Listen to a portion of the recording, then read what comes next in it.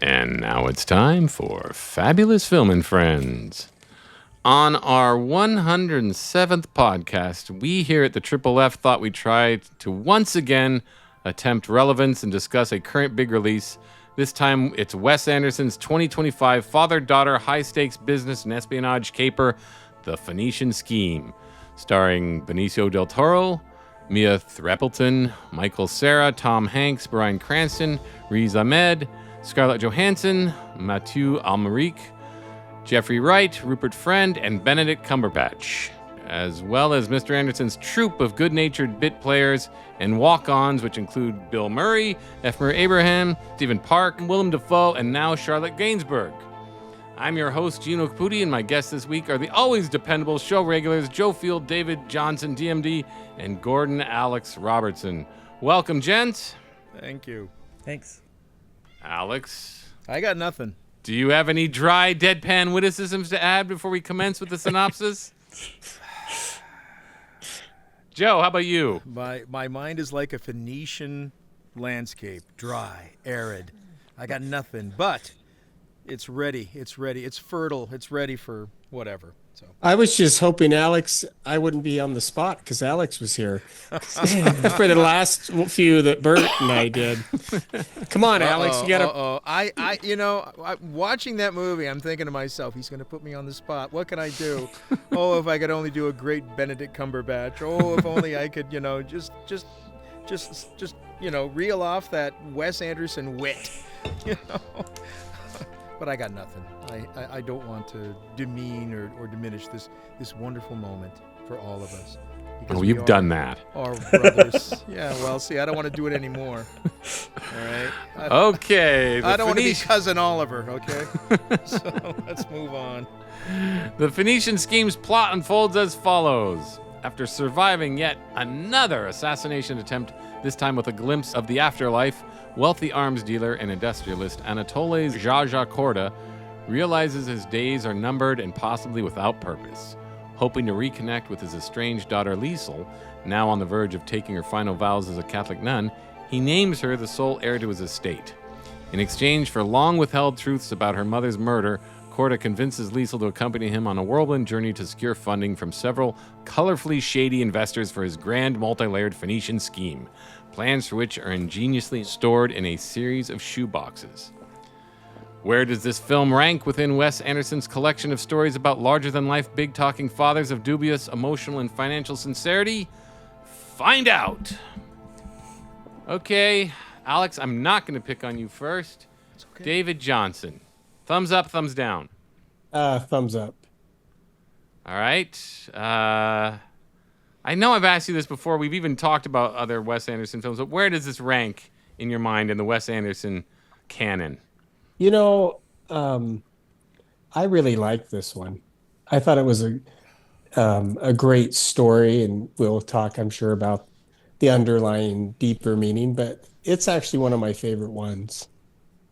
Did you see it? Were you part of the Asteroid? I don't even remember. Were you part of the Asteroid City? Yeah, I liked it. I mean, I liked Asteroid City. I like this one better. The whole look of the film was fantastic, and the story and the transformation of Benicio was, I thought it was great. And I laughed out loud in many parts in it. Yeah. Same. Joe Field, how familiar? I can't remember. Forgive this aging brain. Can't remember how versed you are in the Wes Anderson lineup, but where does this stand? Not super well versed. I think the only other movie that I've seen is Fantastic Mr. Fox, which is quite a bit different from this one, I think. And that was many, many years ago. I recalled liking that movie quite a lot, so it's hard for me to say which one I liked more, but I did like both of them. I think maybe a Fantastic Mr. Fox maybe a little bit higher just because I remember it fondly when I watched it. Sentimental value? I think so. I mean, it's hard for me to remember. But so you haven't seen Royal Tenenbaums or the Nope. Life Aquatic or anything where this skirts into... I mean, he's like Woody Allen or Scorsese at this point. He sort of meditates on the same idea over and over. So this is kind of...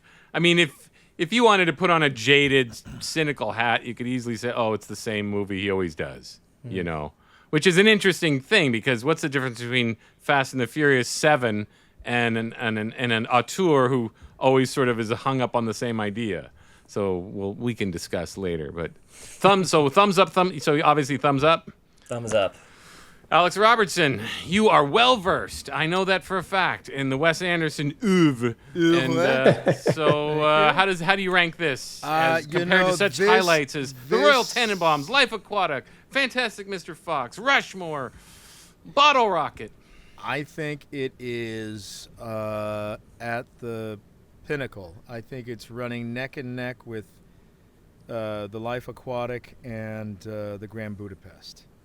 In fact, the more I think about this movie, and I think Dave hit upon it the best. I mean, this hero's journey, which was so darn satisfying. I mean, it really was. I think for me, it was one of the most satisfying Wes Anderson movies. The ending, right up there with Bill Murray in The Life Aquatic. There's like this wow. As you can say, you can watch a movie, you either have your doubts or you're laughing, you're not really sure, but you get to the end and you're so satisfied that you sat through it.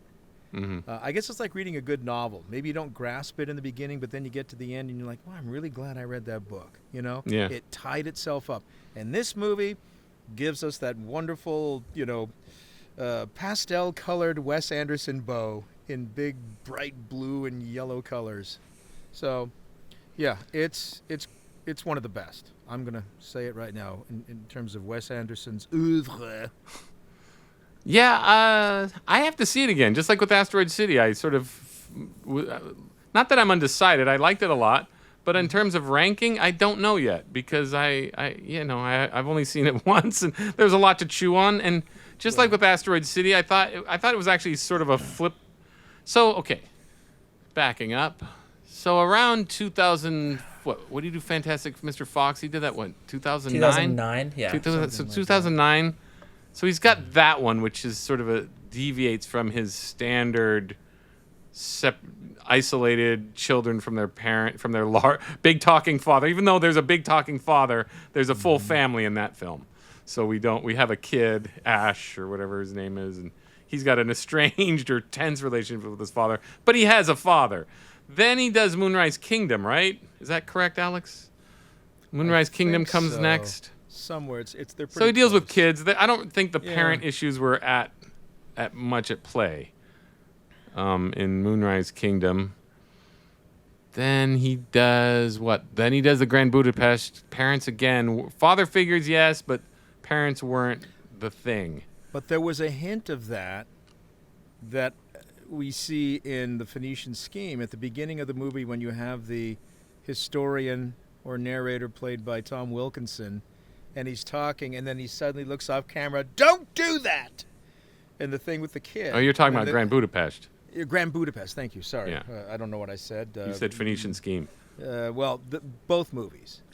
But that same kind of vibe, that same kind of feel in the Phoenician Scheme when Liesl comes to the house for the first time and she meets her brother. Her brothers are all sitting up on the balcony, and the flying arrows. That was, right. No, there's certainly something there. There's that. I guess children that are just. Okay, wait. Hold on. Let's stop for a second. Okay, I'll stop. You got to assume some givens now at this point in like Woody Allen and his impotence jokes. There's a given. There's a given in a Wes Anderson film at this point. You're gonna have strained family relationships. You're gonna have philosophical underpinnings, metaphysical philosophical underpinnings, and then you're gonna have Bugs Bunny type jokes, Bugs Bunny type visual gags. I think they're definitely there, but it's also, I think, the young child competing for the father's attention. Yeah. There's definitely that. I mean, you see it in the Grand Budapest at the beginning, and he carries on with that in the Phenician Scheme. And and that really is Let me finish my treatise. The idea is he sort of veered from the sort of Royal Tenenbaums Life Aquatic formula for a bit, And now he's back with Asteroid City, and so this feels like a flip side of Asteroid City. So where Asteroid City, you've got outer space and unexplained phenomena in an external world or the physical world, and then in this, and you have child geniuses, sort of a repeat. Yeah. But you've got prodigies and exploring the physical. And this time we get into the philosophical, spiritual, faithful sort of existential questions. So I thought this, it does feel like, okay, they feel more polished. Cinematography, filmmaking, jokes, sight gags are funnier than ever. And yet they feel more serious to me. If again, I have to see Royal Tenenbaums again. It's been a while since I've seen it, and I liked that, but it wasn't ever a favorite. I didn't love it, so I don't know why, because everybody loves that one. And Joe, just in case you're wondering, it's Gene Hackman playing the sort of disappointing father, but still he's still there for his kids if he's not when he's not exploiting them. But anyway, I don't know. I just thought my point is there's a certain maturity in the last two films. I've noticed a maturity of both, like precise, laser focused, precise comedy gags, like he really has perfected this live action cartoon physical comedy. For example, Benicio Del Toro running towards the camera and Benedict Cumberbatch pulling the carpet. The rug out from under him. Yeah. Flies toward the camera, and then you got the reverse shot of the feet towards the camera. That's Bugs Bunny, right? That's Chuck Jones for sure. That whole fight is one of the best, funniest fights I've seen. Yeah, no, it's funny. And it still had energy. And again, it started, I really started noticing it in Grand Budapest, right? Where they had the ski chase. Yeah. Where, it's become, okay, now he's clearly going in for this absurd physical... it was starting in Life Aquatic with the sort of crazy gunfights. The hell for leather gunfights where it doesn't matter. It doesn't matter if they're running out of bullets, they just keep shooting, So it started there and then just snowballed into, okay, now it's really prick, exactly precise physical comedy that looks almost looks like an animated movie. Would you agree with that? Anybody? Dave, you agree with that? Yeah, the thing that I appreciated is, so if I remember right, this film was set in the 30s, correct? 50s. 50s. Okay. I thought for some reason I thought it was in the 30s. So never mind. But I did laugh when the jet comes flying by, and I'm like, wait a minute, this is total cartoonish. Anachronism? Yeah. I just wasn't. laughed. It was like a jet fighter of the 50s. Yeah. It was like a MiG fighter. But I thought the film was in the 30s because that's how the film felt, to me. And for some reason I missed that it was in the 50s. But I still appreciated it, and I'm like, oh, it's just Wes Anderson being Wes Anderson, even, but I guess I'll just redact what I just said because it's in the 50s. Yeah. Well, I think you've got all the great gadgetry that is like the lie detector, the lie detector, the teletype machine, or like whatever, the hand lie detector. Just brilliant stuff, Again, and I can't help but think Brad Bird and The Incredibles. It just really has that kind of, like you said, in a really clean story. Yeah. I think I'd have to agree. This is what really stood out for me in this movie, was just how cohesive. Not that he isn't, but it really seems like, everything seemed much more laser focused. Everything happened for a reason. And I don't think you could say that, he has extraneous shots, but it just felt much cleaner than, say... his artistry, I'd say the artistry is way up there. I mean, think about it. This isn't a lot different from Bottle Rocket in the sense that, it still starts with Owen Wilson. Joe, just to get you up to speed, Bottle Rocket's his first big film, or not big film, but his first film. So Owen Wilson in that film has this goofy notebook with a 10-year or 15-year plan for success, and it just involves robbing people. But he's got this notebook, so it still hinges on this sort of goofy, childish, like, so in this case we got shoe boxes full of information. Yeah. But it's all like any artist, you see the beginnings of where he started, and it's still there. It's just better. Like, it's still kind of meditations on the same idea. As anybody know, Alex, you're our resident historian. Is he from? I don't even know. I know nothing about Wes Anderson. I've never looked him up. I've never bothered. Texas? I just watch it. Yeah, I know he's from Texas. I've just pieced everything together. It's from osmosis. But is he from a broken home? What's his deal? Why is he he had Noah Baumbach for a while. Now he's got Roman Coppola as a co-writer. So Noah Baumbach there's a guy who never got over his parents' divorce. So he's got the Squid and the Whale. He's got what's the one with Scarlett Johansson and Adam Driver? What was it? I think it was called The Marriage or something like that. The Marriage or something like that. Yeah. Whole, so he's just the breakdown of a marriage. What's the one? Margot. What's the one with Nicole Kidman? And what's his face? That he did that one. No, or the here we go. So when he was 8, his parents divorced.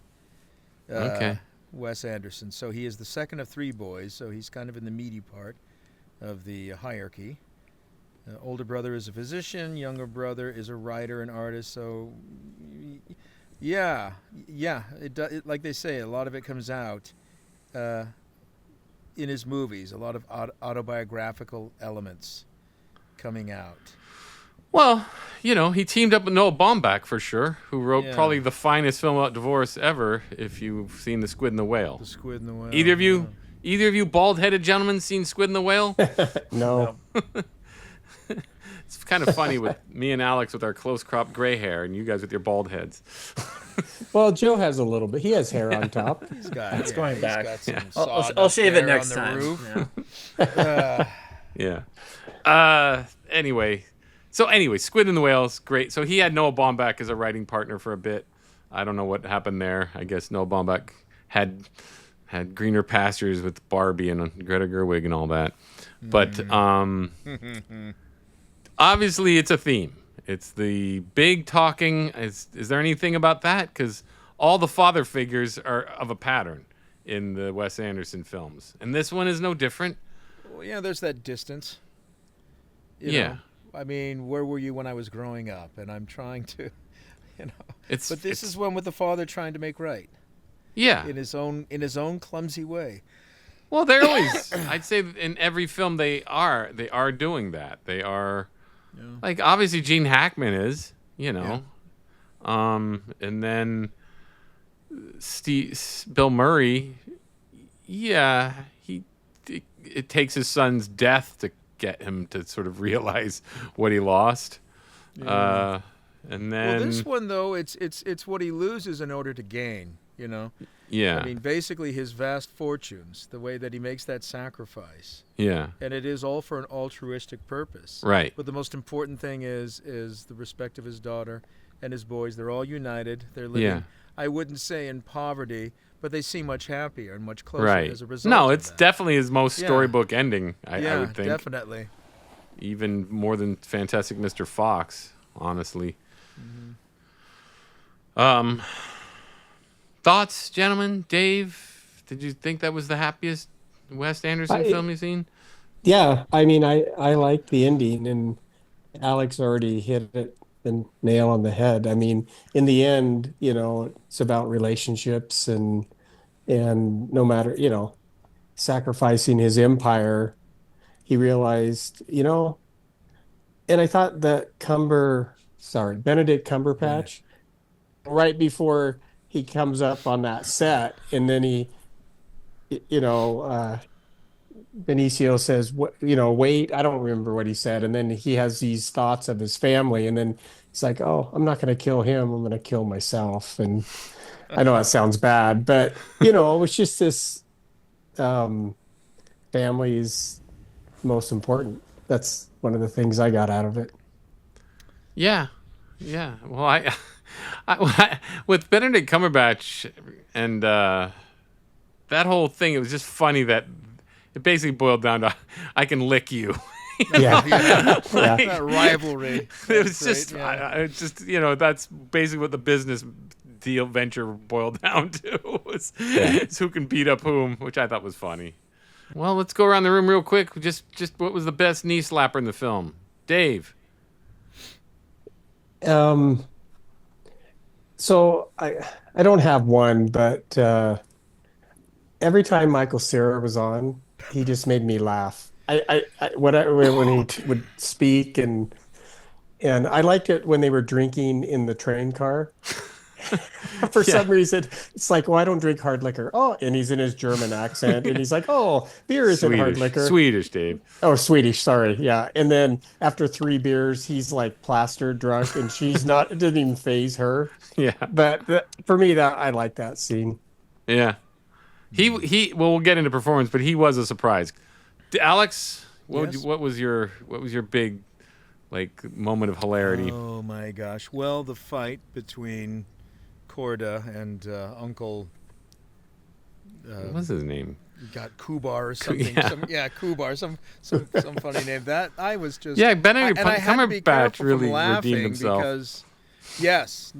Well, and here's another great thing. I mean, we know it's going to be Benedict Cumberbatch, right? Yeah. So there's always that we know, and yet it still defied expectations. Just the way with the beard.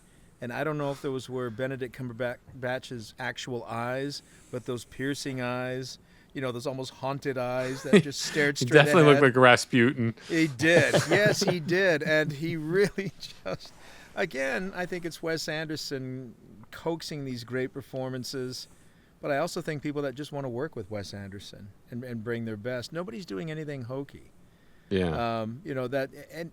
I guess in lesser hands, it could be, oh, here we go, the mustache twirling arch performance. We've seen it before. But, yeah, I have to say the fight, and I think the other scene that had me laughing was Jeffrey Wright. Hey, how are you? Yeah. How you doing? Yeah. You sit here, you sit here, you sit here. No, just his energy that he brings to the movie. And he always brings something different. Another great thing about these Wes Anderson ensemble players. Joe, what do you got? I think that probably my favorite was in the nightclub. Why are you shooting the ceiling? I know you're robbing me. Why are you destroying my nightclub? We'll give you the money. Why are you shooting? To me, it was I don't know. I think the revolutionaries were also very funny, partly for how gun happy they were, and I think that just that entire scene just also cracked me up because it's you see that in movies where they're letting off rounds for no good reason, they're complying and stuff, and it's why are you doing this? He's at this point in all his films, there's a trajectory and sort of a culture of absorbing the crew and making them big team, and Wes Anderson is a Buckaroo Banzai fan. And the movie Buckaroo Banzai with Peter Weller and a whole host, Jeff Goldblum and a whole host of people, it ends with all the people in the film sort of coming toward the camera. First it's just Buckaroo, and then more people join him, then 2 more people join him, and then the whole cast basically joins him. And that is sort of a staple in Wes Anderson's movies where all these sort of side characters kind of get absorbed into the team, and I thought that was funny, and that's what happened with the revolutionaries. Is he becomes a security, which is fun.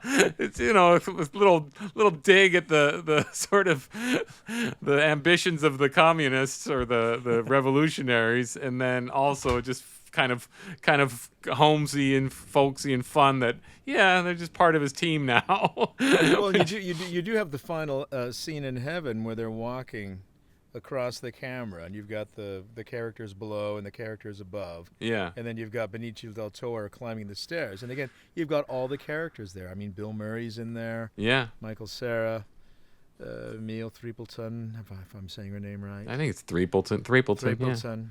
Yeah. British, their names. Did you notice when they were in the helicopter, the one guy, the revolutionary shot a gun, and there was a guy's head that popped off the top of the helicopter, and he looked over in the door, and anyway, I just thought that was funny because I'm like, but see, he's riding on top of the helicopter. And see, that's why I think, along with Looney Tunes, Mad Magazine was a big part of Wes Anderson's life. Yeah, Because must have you been. see a lot of that in Asteroid City. I think of Oh, yeah. the Yeah, early we talked artist, about that, yeah. Lee Elder, who every panel there's always something. You've got the main action, but then you look around for all the weird little things, all the little Yeah. references, or the absurdist quality. And there's the guy sticking his head in the door. You're like, is he on the rotor? What's he on? It doesn't matter. You laugh at it. Yeah. Well, I'm just going to chime in, and my favorite part I just thought was funny just because the look. Because I thought when I saw the previews with Tom Hanks and Bryan Cranston, I thought they're kind of similar. So it was just funny that they were brothers, and I thought that just part cracked me up. Just Bryan Cranston's moves, whatever standard layup or whatever backhand layup. Yeah, that was I forgot. Yeah. And then I liked how and Riz Ahmed, which I'm not a fan of because he seems kind of a drip in real life, but he rose the challenge as the prince, and I thought that, he had a very regal. So I can't do it. I'm foreign to this game. The game is foreign to me. And you're supposed to bounce the ball. I thought all that was very funny, especially while in the background again, Michael Cera and Mia Threapleton are drinking their beers. You can see them. Yeah. It's just funny. Like, it's funny, just framing. Again, he has that 2D framing. Apparently he's blind in one eye. So he has this 2-dimensional framing. So but it always serves him well because the shots were gorgeous, especially the opening credits. And that was tough. Nina and my wife said it, and she said it's hard to see. It's hard what to focus on, the names or all the things that the staff are doing to sort of help them out. Which is, again, I was torn. Like, okay, anyway, yeah. Well, there's a lot of I couldn't help but think of, especially the opening scene, the overhead shot where he's in the bathtub and you see all the action going around about him, all that attention to detail, and how kind of discombobulating that is because where it puts you, the audience, and it reminded me quite a bit of 2001. All those carefully thought out shots that Stanley Kubrick has, and all just the sets that he designed so that the characters would be running. It just kind of discombobulates the audience, but it's fascinating. It draws you in. Well, I wonder because I was focused on the credits.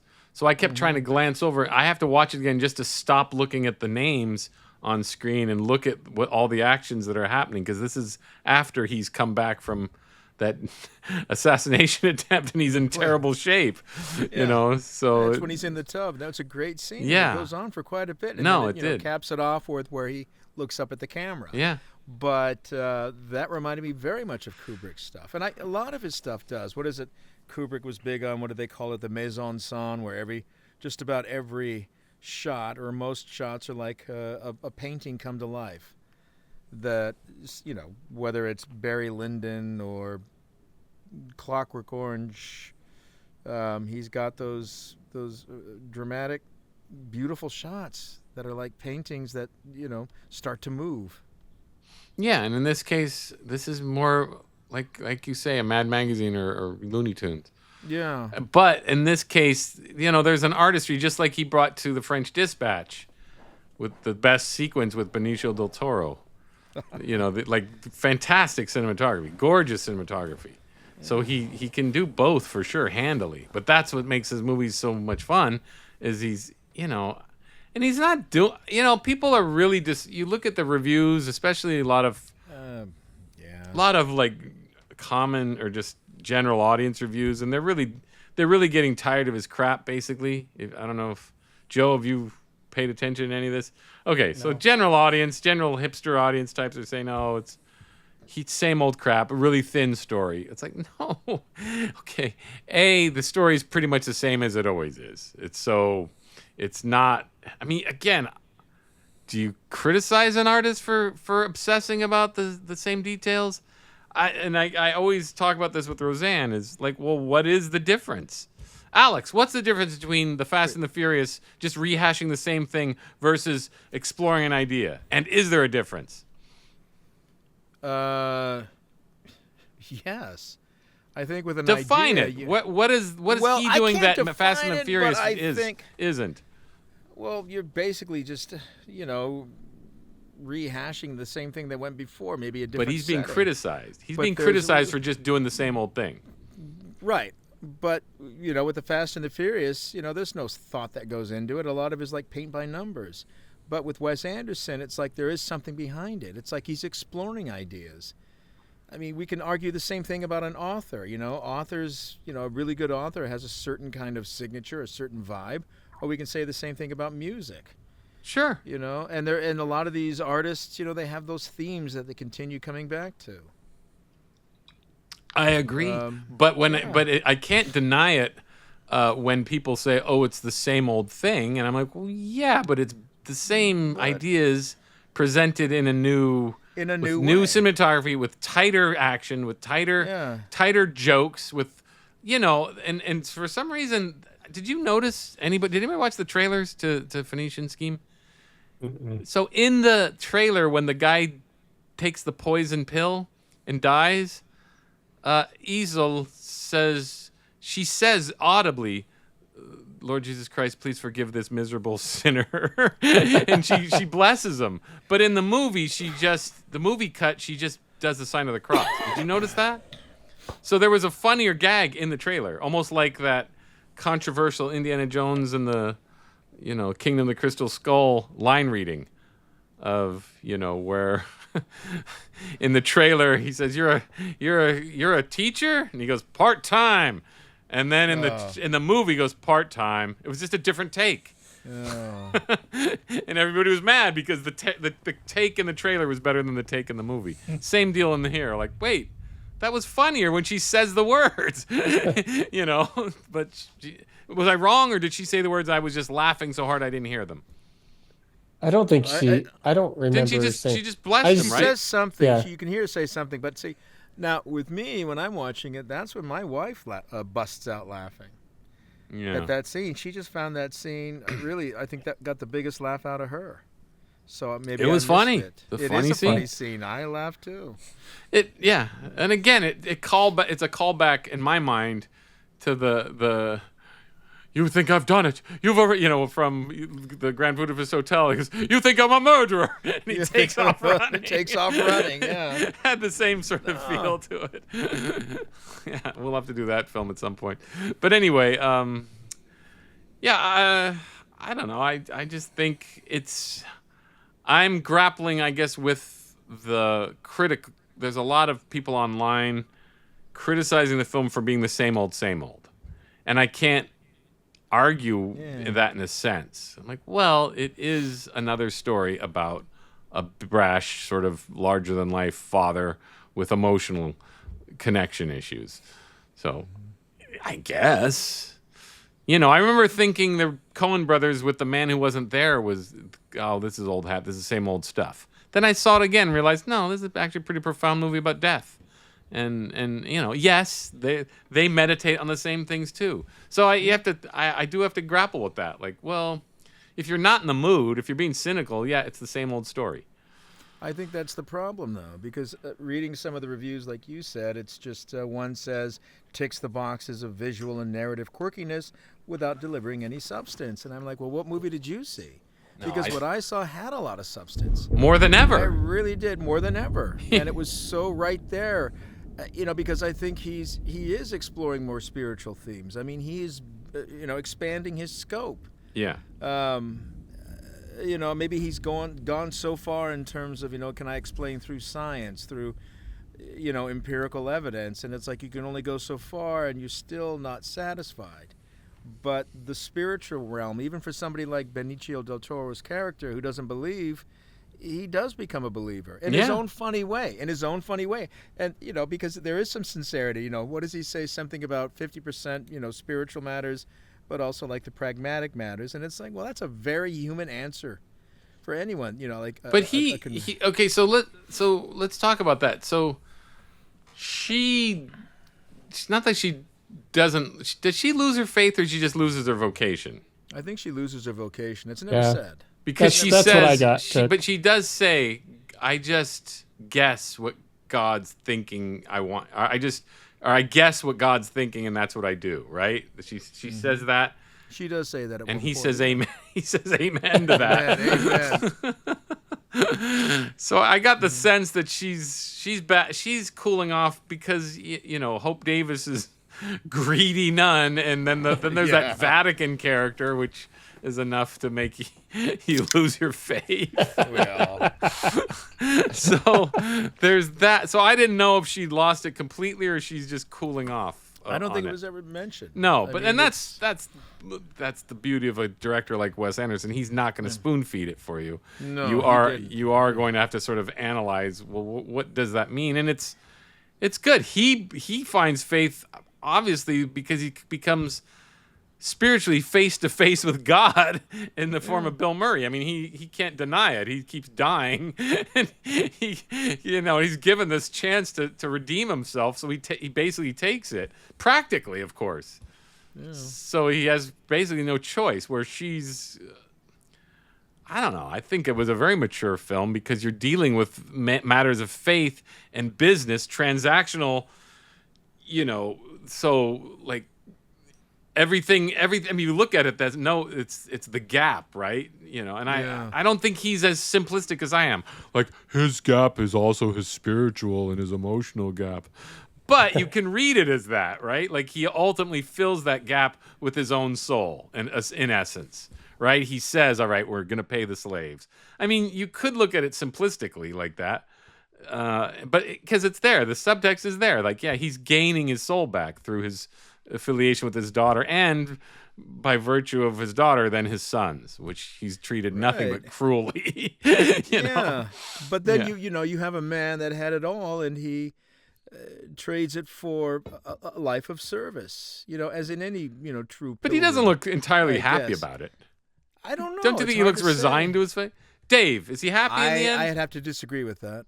I think he was happy because he got to spend time with his daughter and his sons, because at the end they're playing cards at the table, and I just thought, but he's punching the clock. He's writing. There's a certain air of defeat to him too. I don't know. But see, I wouldn't say that. Yeah. I would say that it's the existential grind of everyday life, but it has meaning for him. Maybe the sort of thing he wanted to avoid in his life, but it's, it all has a purpose. And he doesn't seem defeated. He's got his glass of whiskey at the end, and he's playing cards with his daughter.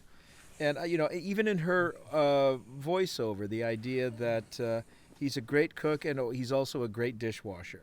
And it's like two skills, two things he's very good at, that actually contribute and not take away. It's not, he's feeding the masses and he's cleaning the dishes. I mean, he's cleaning shoes, he's washing feet in a sense.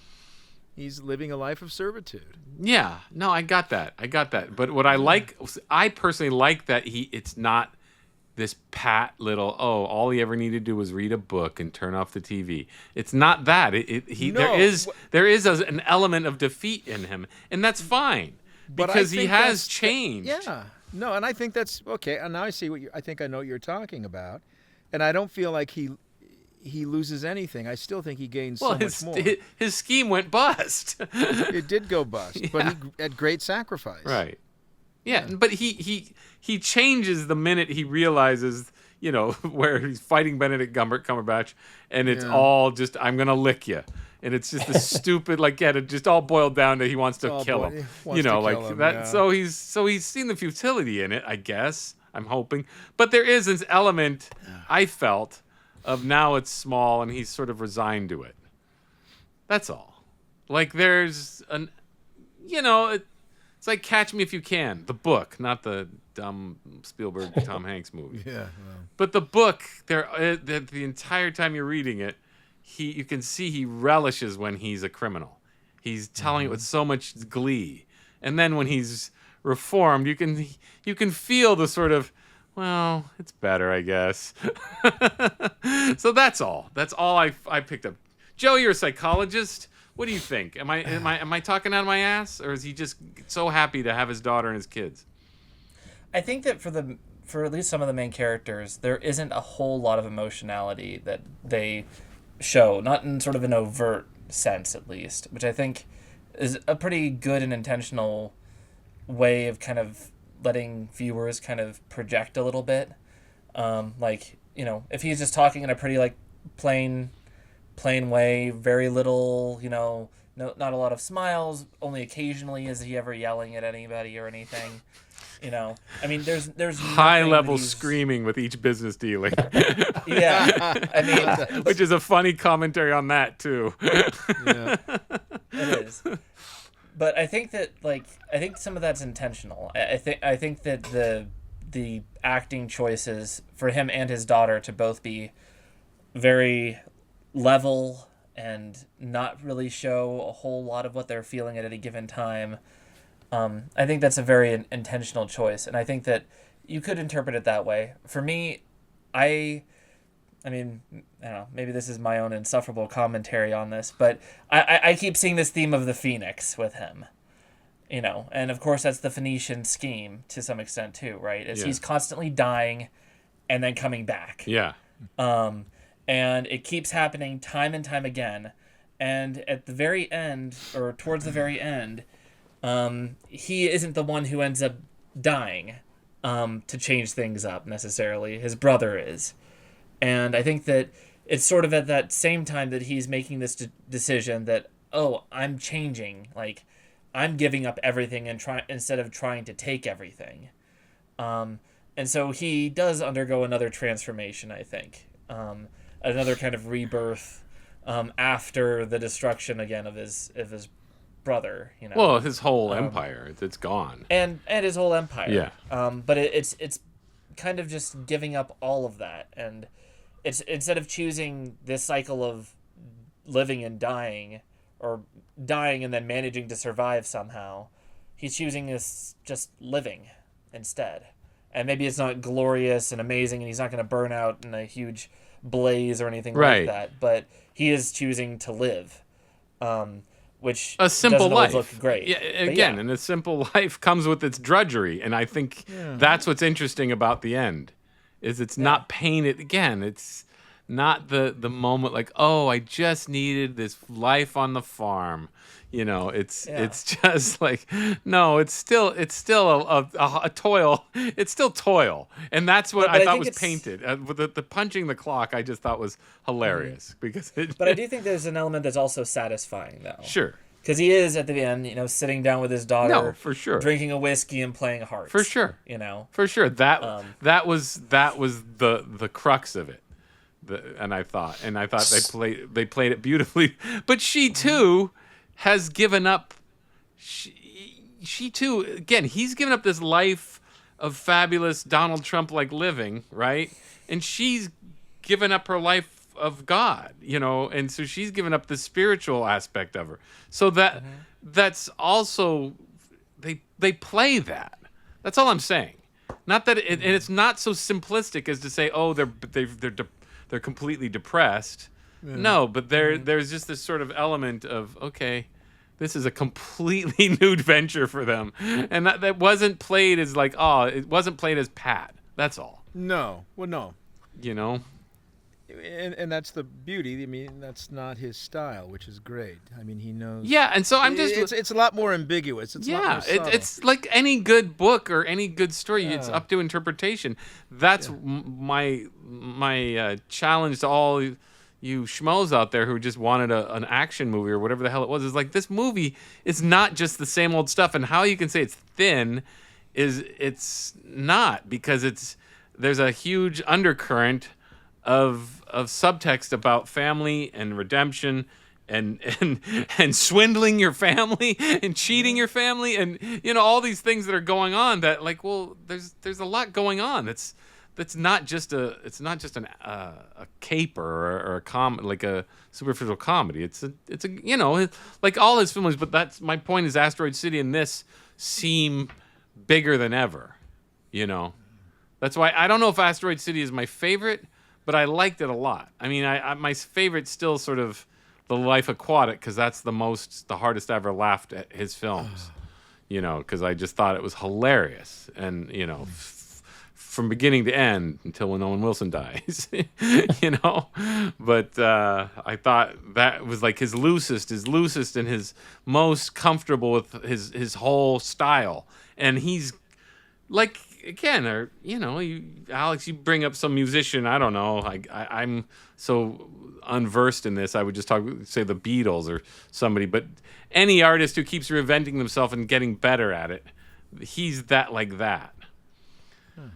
Yeah, and even those artists that reinvent themselves, there's always that element, that we identify with. There's always that marker. It's like Paul McCartney can reinvent himself, but he's still Paul McCartney. Right. And that's what's great. I don't think I'd hate to think that Wes Anderson would make a movie that's not a Wes Anderson movie. Right. Like he's just I'm doing it for the paycheck. Fast and Furious 10. Well, the I don't know what people get angry about. That's the question. What do they think they're going to get, and what are they expecting? Another Rushmore? As people want rehashes? That's the question. To me, is what is it that they want out of these films? I think it's like you talk about any good artist when they come out with something that just seems entirely out of left field. But this doesn't. This is covering well-worn territory in a sense. Well-worn territory, but it seems to go a little deeper. Yeah. In the storyline, I thought it was a much more engaging movie in that. Where I'm really engaged. Would you say it's better emotionally than Rushmore? Or the Royal Tenenbaums, or any of his sort of early hits? I would, and I do like those movies, but this movie really did have something, that a bit more touching. I would put it right up there with The Life Aquatic. I always remember that wonderful scene when they're in the sub at the end of the movie, and he sees the shark, and he has that beautiful line about, "I wonder if he remembers me," and he has that breakdown. Yeah, it's just it, and again. You don't see it coming, but I think it's just, that journey that Wes Anderson has taken us on, just like he does in this movie. And there's just a wonderful payoff. Again, it's hard to describe. You don't expect it, but I think if you engage yourself in the movie, you walk away with some sense of satisfaction. Yeah. I did. Again, I want to see it again. I want to get all the lines because I'm not sure I caught everything. Yeah. Well. Dave, did you catch everything? No, I need to watch it again. But something that hit me, it's so layered, this film. And in the beginning, he brings his daughter in to kind of show her and train her to take over his empire. And in the end, God ended up training him for this redemption through her. Yeah. And I don't know. It's just, there's so many layers. What I'm confused about a little bit, maybe even a little disappointed, and it's just for characters, is her arc fully satisfactory? So she leaves the sisterhood for this simple life with her father, and that seems nice in a sense. She's taking care of her brothers. But is that are you fully satisfied with that conclusion? I personally I am, because in the end, if she would have stayed in the sisterhood, she may not have had that relationship with her father and her brothers. Right. Well, something that struck Joe, me too. Thoughts? Well, hold on. Just get Joe's thoughts on it. Yeah, I don't know. I think that, at least in my mind, her arc kind of took very much a back seat. And it didn't seem like... It seemed like with the Mother Superior kind of coming in and being like, oh, it's... not everybody who's meant... you can still be Christian, obviously, but not everybody is meant to be, a nun. And then also, can I have money? Right. It's kind of a... Like, it didn't feel as much like the character was really choosing the arc that she was on, so much as just kind of stuck with it to some extent. So, I don't know. I think that there could have been some things that it would have been nice to maybe have a little bit more agency with her in some ways. Yeah. I think that's... I agree. That's my only sort of... I have to see that part. I have to sort of... Because that's where I sort of got a little derailed because it felt a little contrived. I'm not going to say I like the ending. I know he had to get to that ending, but was that just a glib sort of kicking her out because they're greedy? You know, Alex, thoughts on that matter? Well, that's what I was going to bring up. I think when the Mother Superior talks about the jewel-encrusted pipe and the, what does she say, the austerity of your rosary, and this knife, those weren't hers by choice to begin with. Remember, she has her nice little pious. No, he gave it all to her. Right. And that scene where when she's struggling, the guy, the assistant, the Benicio Del Toro's butler, I think, Broadcoat or whatever his name was, is pulling the rosary out of her hand. There's a little bit of that struggle, and he finally frees her from it and gives her the very, the ornate rosary with the jewels and the swag. It almost seems as if it was something that were masterminded by Benicio Del Toro. Well, it is. She keeps accepting it. She keeps accepting. She it. never there's denies an insight into her character. She never denies it.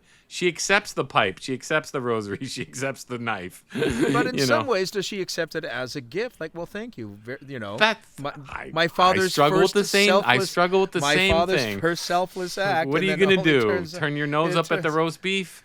Right. Like, your choice of possessions here do trouble us at the monastery. So much for humility. But it's a little contrived. That's all. It is contrived in a way, but almost as if Benicio Del Toro really wanted to embrace that relationship that he didn't have with his daughter. That there is something there, that the intent was always there. He just couldn't define it in the beginning. But as their adventure goes on, she does have a profound effect on him. Well, and he does her, obviously. Yeah. And I think the card game at the end is a nice little touch. Yeah. It's just, the simple act of a family sitting down. I mean, you think about how families rue the day that we stopped playing games together, when the family just sat around. We played cards, we played Monopoly or whatever, Then TV came into the fold, and we were all just a bunch of mindless zombies. Well, that card game is fueled by hooch. There, you got a problem with that? All right. Well, let's. I think we've solved the crux of this film. Let's get into performance. David Johnson. We can't really. We're not fighting any other films here, but how do you rate Benicio? And did you see Royal Tenenbaums and Life Aquatic? Life Aquatic a long time ago. Did you ever see Royal Tenenbaums? I haven't seen that one. No. I was just going to ask, where does he rate as the number one sort of impervious or puzzle father, or emotionally distant, loud, brash father? I mean, I can't remember Life Aquatic too much, but it's been so long I need to rewatch it. But I mean, I liked him. I thought he did a great job. We might have to get Roseanne involved after this film's streamed and compare all three films. I would say Royal Tenenbaums, Life Aquatic, and this. Is that fair, Alex? Is there another film I'm missing in the canon? Royal Tenenbaum. What did you mention? Royal Tenenbaum, Life Aquatic, and this one. Would you include Rushmore, even though... Rushmore, that's Seymour Castle, and Bill Murray's more the father figure, but he's the father figure becomes like the brother figure, right? I mean, that's the joke figure about Bloom, is that he's kind of a kid at heart and also emotionally stunted and immature. Yeah. I think the Royal Tenenbaums, Life Aquatic, and this movie. Yeah. They're the most similar, I think. They're spiritually connected. Yeah, I think they're the most similar. I think that's I think that's a good comparison. Has Roseanne seen this one? No, that's why she sort of arms folded because she didn't want to get a ride to Boise to go see it. So she's a little irritated with me. she said, "What's the big deal?" And she's right, because this film does sort of beg a comparison to other works.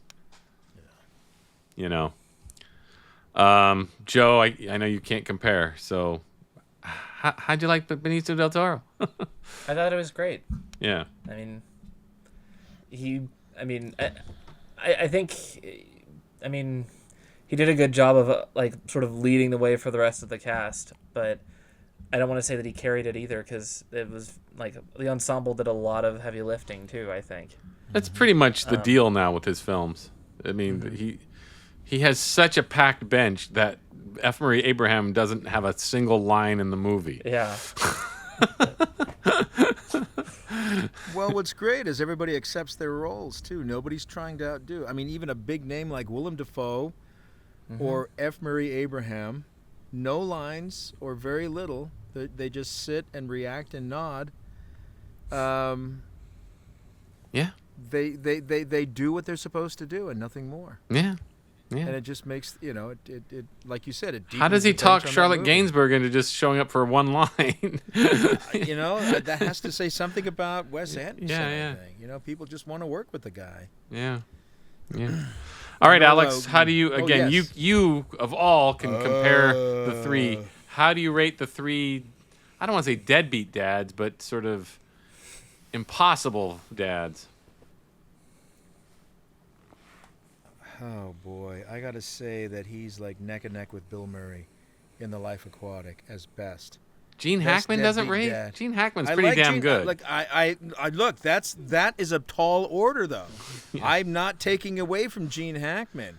I'm just saying that Benicio Del Toro is,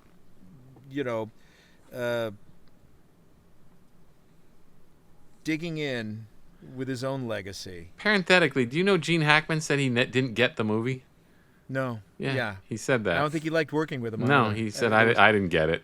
I think Bill Murray had to step in and play peacemaker. Yeah. He didn't get it, which is funny because he did a great job. But anyway. No, he did. He did.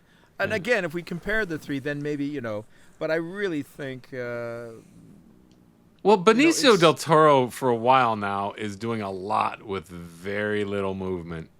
that's the beauty. He's whether it's he's one of those Sicario or guys. whatever movie he's in, he's another actor who just shows up. Even when he's playing a buffoon in Inherent Vice, he's never going too far. You know? No, and that's why I say this is the summer of Benicio Del Toro. Yeah. Because at the end of the summer, we get the new Paul Thomas Anderson Right. movie. No, And but from what I've seen- he doesn't. You just don't see him trying to be funny at all. No. You know. No, it's not Steve Martin in Planes, Trains, and Automobiles. Okay? It's like, I don't think Gene Hackman was overacting in it, and I don't even think you could see effort. But it's a very physical sort of active performance in Royal Tenenbaums, where this is very just cool as a cucumber and all. And a lot of that's stillness, just his. That's just, even when he's bricking in basketball, there's a sort of coolness to Benicio Del Toro it's unique to him, I would say. Yeah. It's like it's almost hard to compare the three performances because it's like, okay, Bill Murray's got his style, Gene Hackman has his style, and Benicio Del Toro has this very just sort of calm, deadpan style that obviously works with Wes Anderson, but it's his own thing. I mean, he's like that in nearly every movie he does now. Yeah. And he does it well. Yeah, no, he was great. I mean, he was really funny. But I mean, he's doing all that screaming and yelling and all this stuff, but he still seems cool as a cucumber. You know what I mean? So it never felt like, oh, he's overdoing it. No. He just does what he does. Anyway, he's top of the line. He's one of the best. I think he stole the French Dispatch for sure, and that's his style too. Is just acting by he can just absorb attention just by stepping in front of the camera. All right, so now the moment we've been waiting for: best or most entertaining supporting characters. And I just want to, before we even begin, I just want to say and I said this in the last podcast, but he's put him in a Wes Anderson movie. He's hilarious. It's Tom Hanks. Tom Hanks with the mustache, shooting the jump shot. It's just with funny. his Stanford sweatshirt, his Stanford basketball. For sure. I think that was Bryan Cranston. Yeah, Bryan Cranston's wearing Oh, Stanford. he had Tom Hanks had Pepperdine. Pepperdine, Yeah, that's right. Yeah. Again, funny little touches. No, too. but Tom Hanks is with that mustache and that old man. He looks like a Norman Rock. He finally looks like the Norman Rockwell character that he strove to be. But yeah, forget him in all his other films. But he's really doing great work in Wes Anderson. Anyway, Joe, your favorite supporting character? I think, it's hard, but I think probably Benedict Cumberbatch. Huh?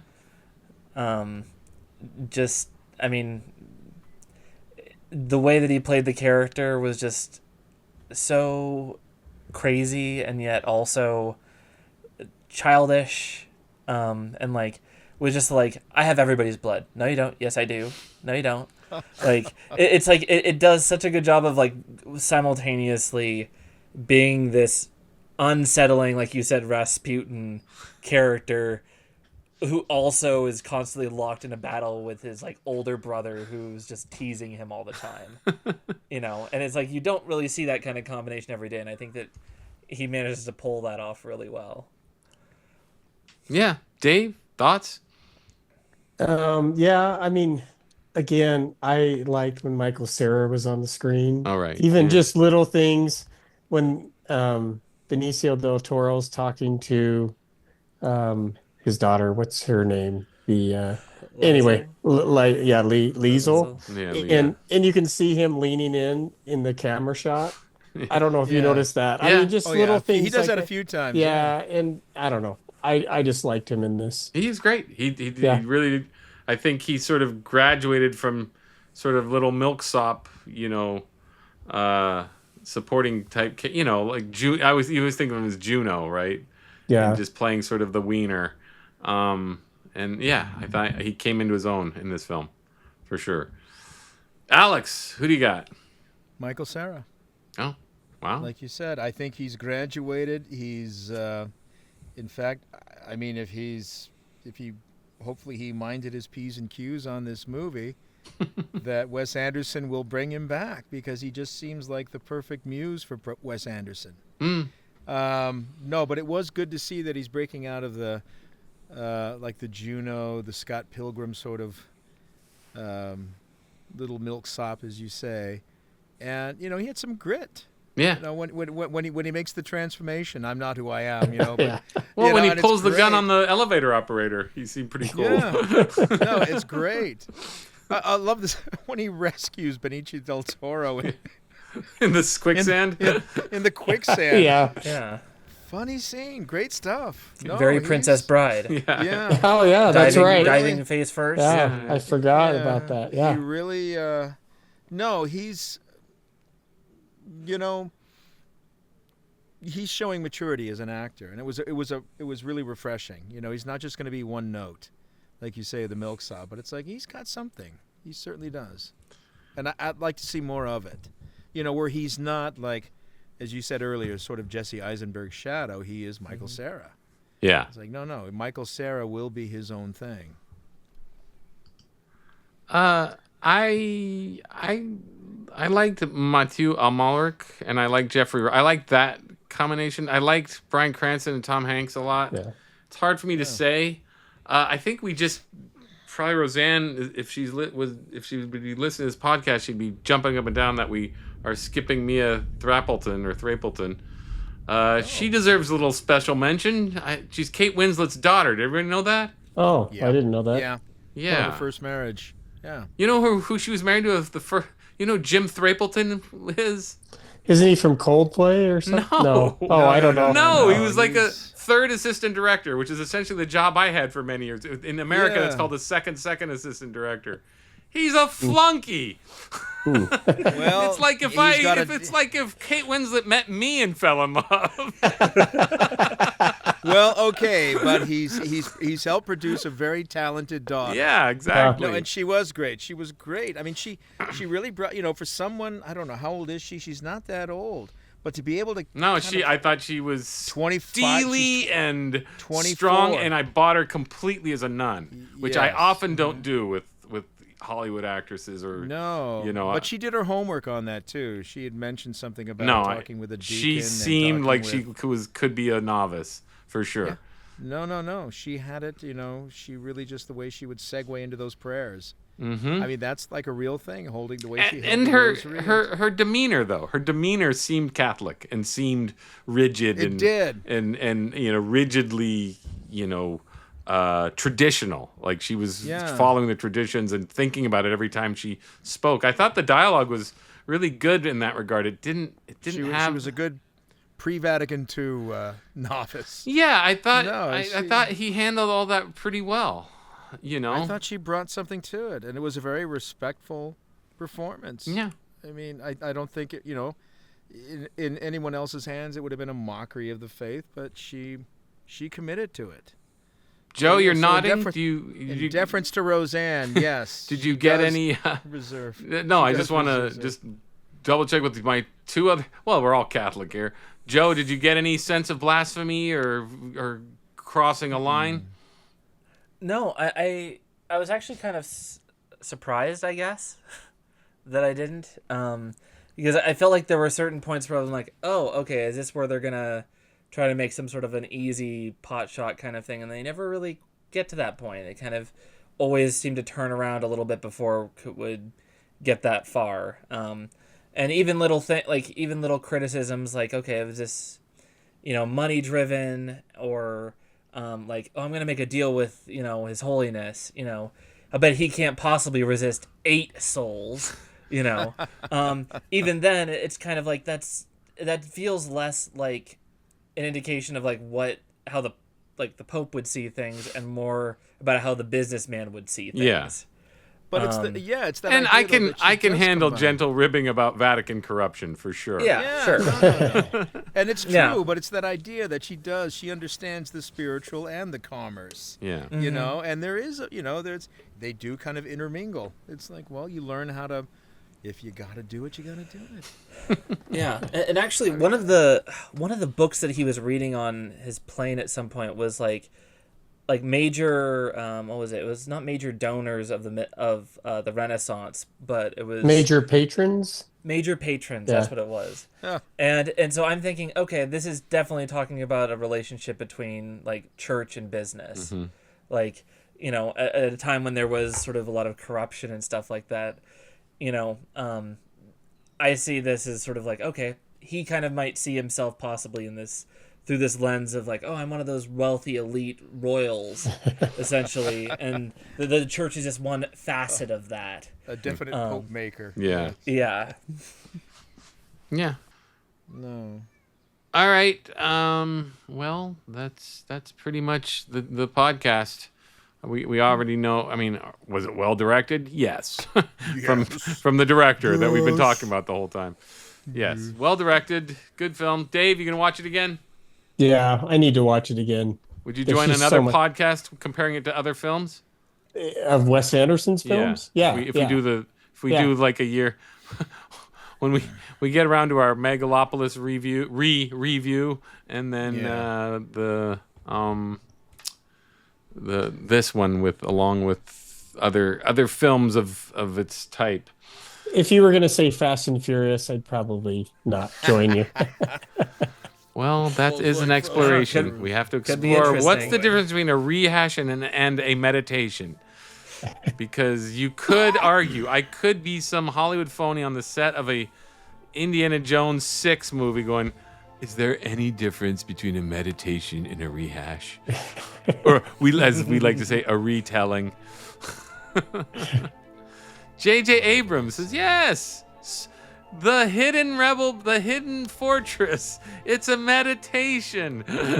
I'm just meditating on the same ideas George Lucas was meditating on. Yeah.